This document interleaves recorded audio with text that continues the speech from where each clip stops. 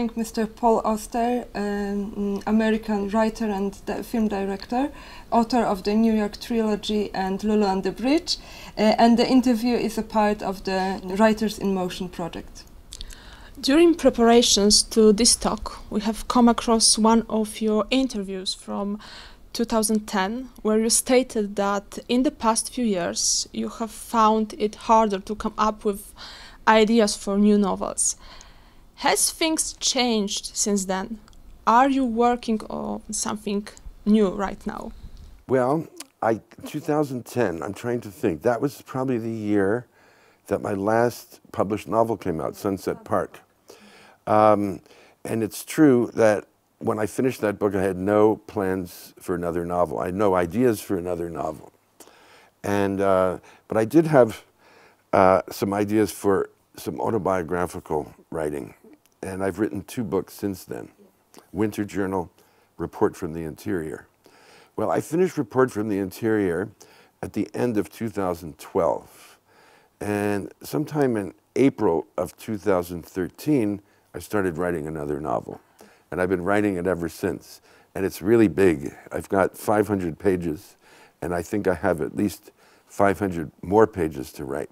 So I'm doing the biggest novel I've ever tried to do in my life. And so that's the answer to your question. I'm very much involved in writing fiction these days. Yeah, thank you. We're very, very glad to hear that.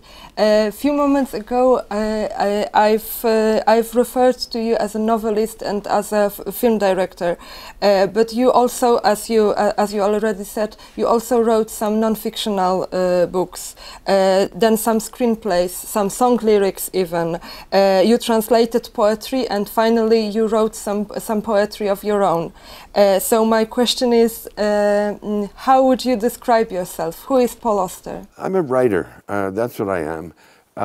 And I had the good fortune to stumble into making some films.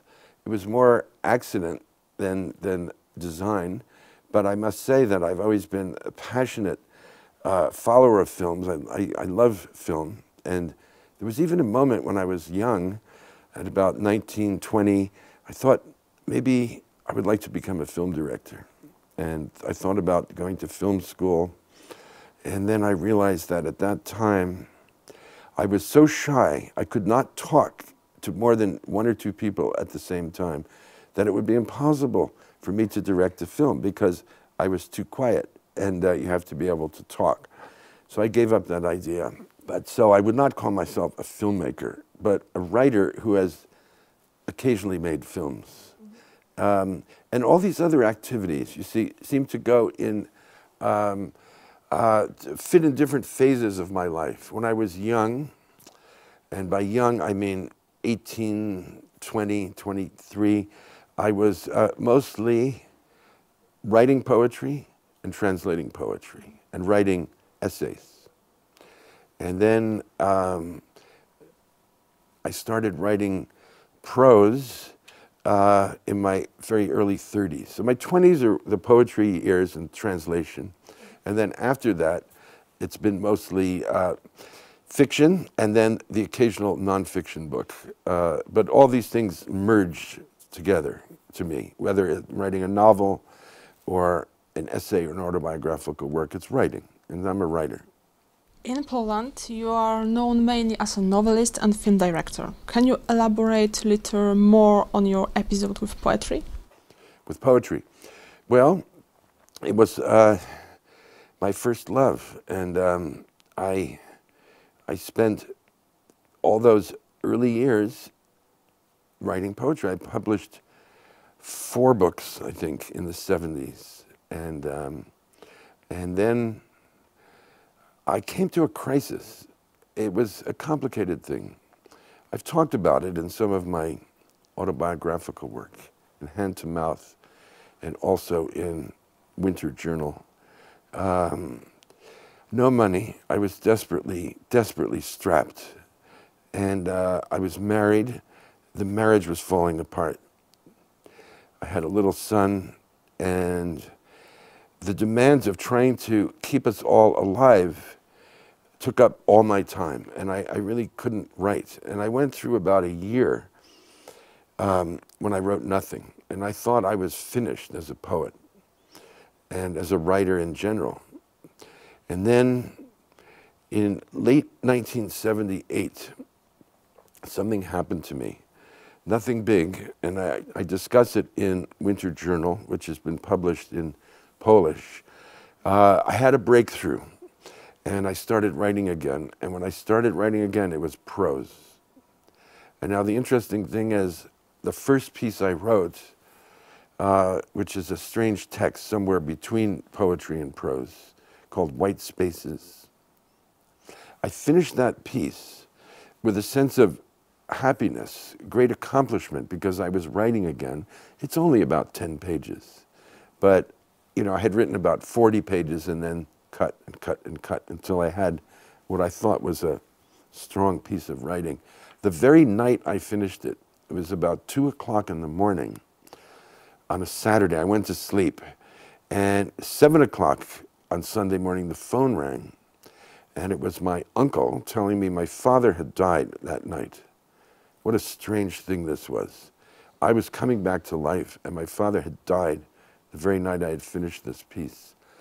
And so, without really thinking about it, about 10 days later, 2 weeks later, I started writing about my father in prose. And this grew into my first prose book, The Invention of Solitude, which is a nonfiction book. And then the novels came after that. So, and I haven't stopped since then. I've just been writing prose, and we're talking about early days of 1979, so that's 35, 36 years. Yeah. You published one of your first novels, the squeeze play, not under your real name, but as Paul Benjamin. Why? Was it because you were a published author, a published poet then? You see, this comes from my period of having no money. I was desperate. I was trying to think of ways to make money so we could eat. I mean, it was really very desperate, I have to say. So I got an idea one night, falling asleep, for a detective novel. And I thought, all right, well, maybe if I can write this thing fast, we can make some money. And so I sat down and I wrote it in 6 weeks, this private eye novel. It wasn't really me writing it. It was a kind of job I had assigned myself. So I don't think of that as a work written by me. And I didn't think my name should be on it because it doesn't represent anything to do with my own work. It was simply a job I had set for myself. And the fact was that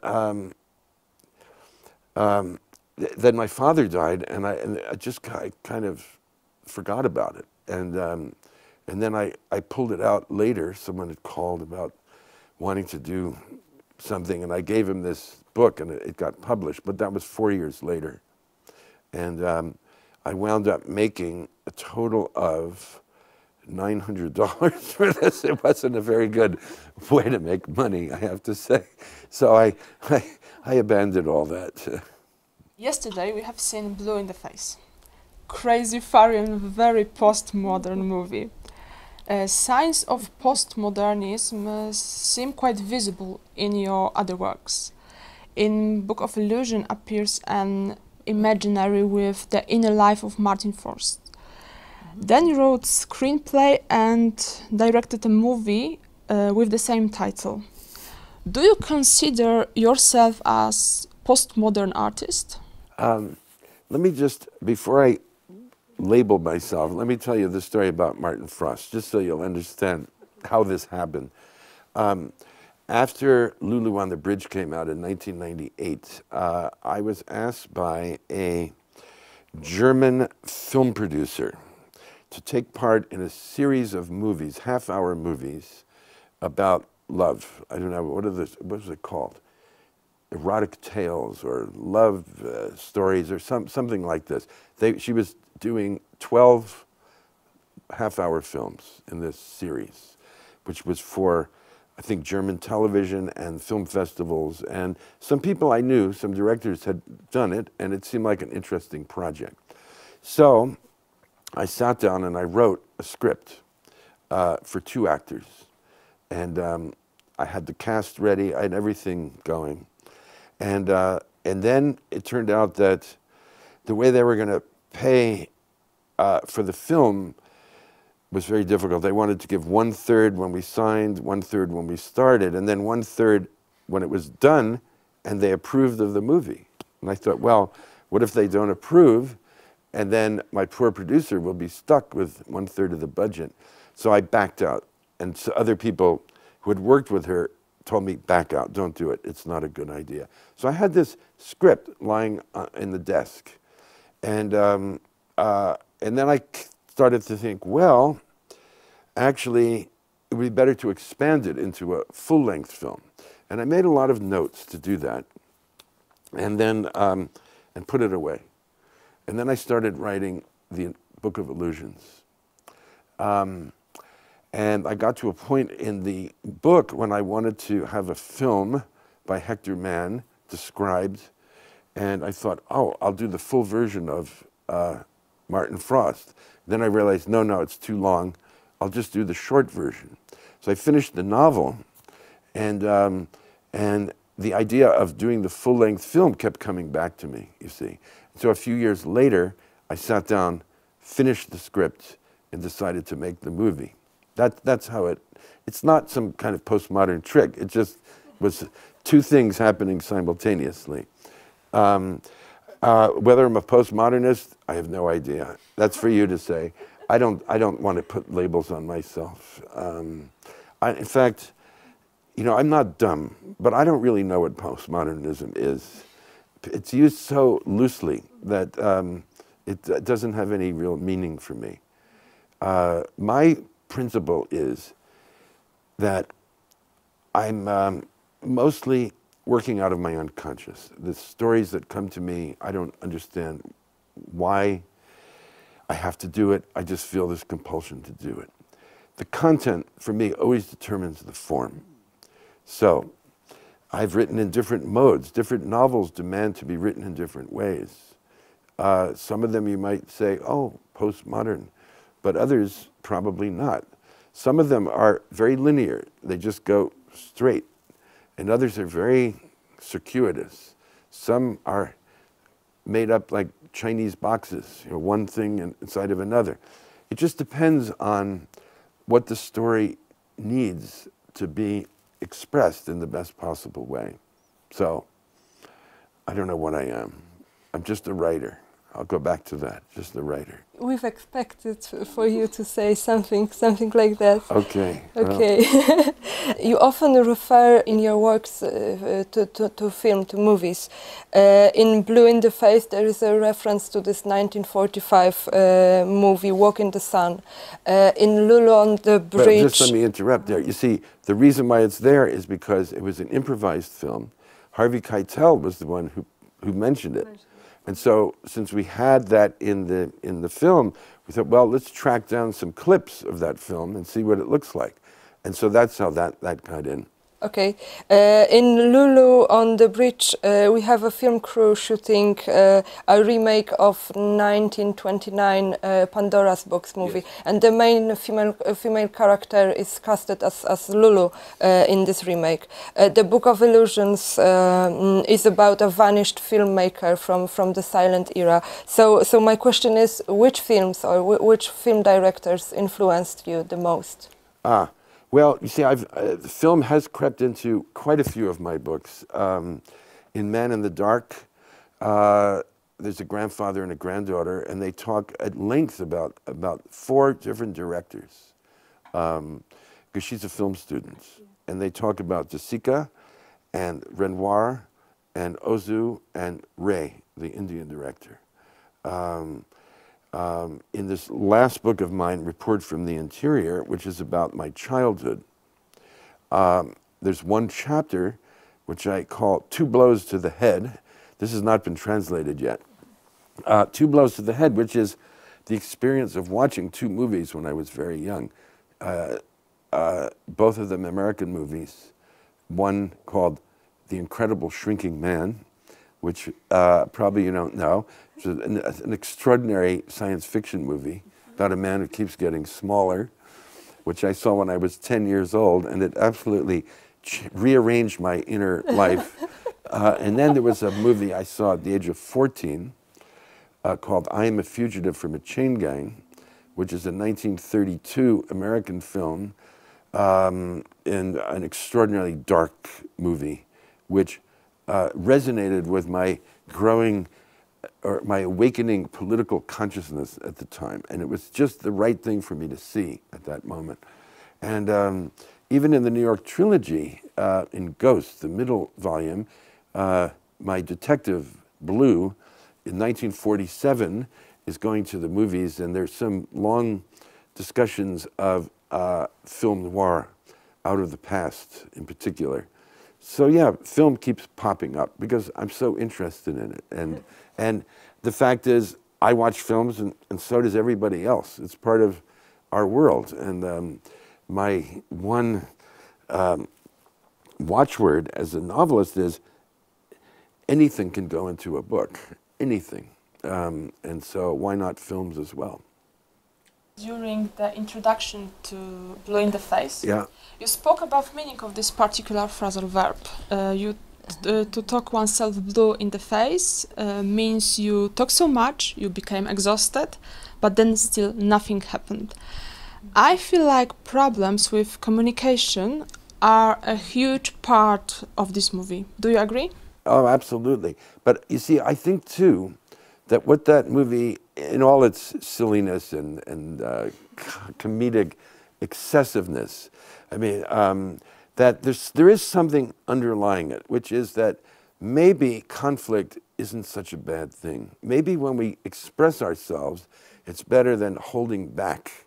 And Brooklyn is the kind of place where people do express themselves. And I think the film captures something about the spirit of that place. When people start yelling, they're so angry. But it's a movie in which nothing spills into violence. You know, it's not about people hitting one another. There's nothing physical about it. It's all verbal. And yet there's something, I think, probably good for the human soul, not to bottle up aggressive feelings, and if you can express it, especially in male-female relationships. There's that, you know, marriage, they don't talk to each other. She gets so frustrated, she's screaming all the time. And the thing, listen to me, you don't listen to me.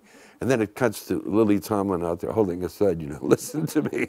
And I think this is something that we all feel, whether it's in Poland or the United States. And so there's a kind of release and relief to see people yelling that way for me. Yeah. And I'm not a yeller myself. We were wondering, there is not much dialogue in your novels. No. And that made us wonder, what is the relationship between your movies and your novels? Well, they're completely different because the forms are completely different, especially the way I make novels. Some novels do look like or read like movies, but not mine. As you say, there's little dialogue. And in fact, in most of my novels, there aren't even scenes. It's a kind of rolling narration. And film, of course, is made up of little pieces, little scenes, and it's a jigsaw puzzle. And the only language in a film is, of course, the dialogue. So it's closer to theater than to novels. So it's such a different way of writing. So the few times I've done scripts, I've enjoyed doing it because you have to think in a different way. Do you feel some obligations to this town as a writer and New Yorker? How the city changed, and is it a good place to live and write? Look, it just happens to be my place. I don't know if I'm a New York writer. I'm just a writer who lives in New York. And because I know that place better than any other place, I tend to write about it. You're laughing because you're anticipating my answers. But that's the truth. I'm not a public relations person for New York City. I mean, I have big mixed feelings about the place. It's good, it's bad, like any other place. And I'm not the Chamber of Commerce, huh? And it's just that it's a place that interests me. And I think I've written plenty of books and even made films that have nothing to do with New York. It's not my only subject, it's not my only place. But even in the stuff that I've written, I think there are different views of New York. You know, there are some very dark New Yorks in my work and some less dark New Yorks. It depends. It depends on the story. We've anticipated your answer because you gave a similar answer to what Lou Reed yesterday said in Blue in the Face about Brooklyn. Oh, yeah, well, you know, it's my opinion. So if I've talked about it before, I'm not going to change my thinking.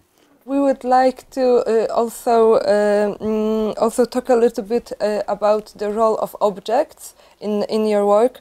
In Sunset Park, we have a main character who works with a crew that cleans out the foreclosed houses, and then he develops this habit of photographing the abandoned objects. In Men in the Dark, you spoke about this already. There is a granddaughter who is a film student who talks to her grandfather, and she has this theory how in certain great movies unanimated objects became or are used to express human emotions. Yes, exactly. And we feel it's not only her theory, it's your theory as well. Am I right? Yes, of course. I mean, I made it up. I mean, she doesn't exist. And, Point taken. But it is an interesting way to look at films, I think, because the very best ones do use inanimate things to reveal inner states, and that's something that film can do that novels can't. Novels function in a different way.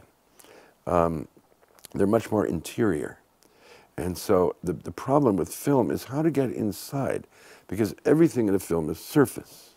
There's just no way to get into the mind of a person unless you have a voiceover, which can be very effective, but you don't want a movie entirely made up of voiceovers.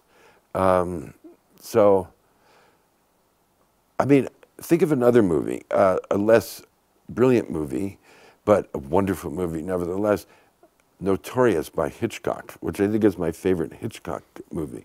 If you remember, Ingrid Bergman, there's a party, and they're looking for the wine bottle in the wine cellar that might contain some radium or some material that one of these Nazi scientists is working on.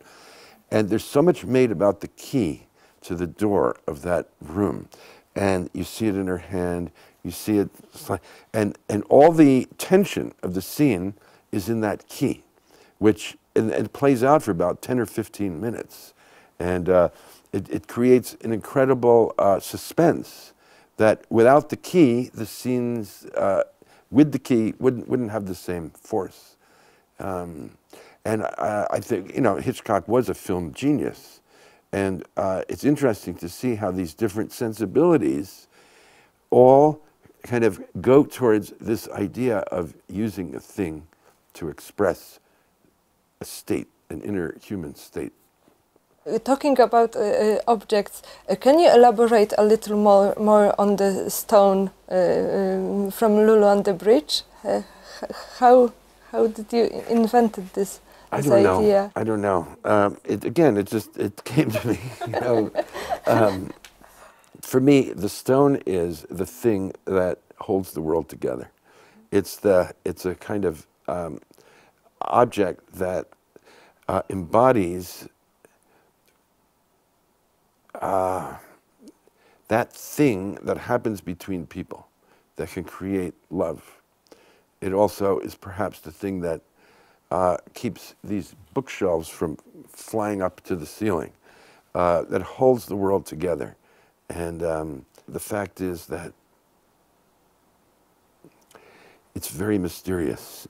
And I don't, you know, I don't really, because I want the viewer to figure out what it is for himself or herself, rather than, you know, giving it all away. But it's certainly at the very center of the story.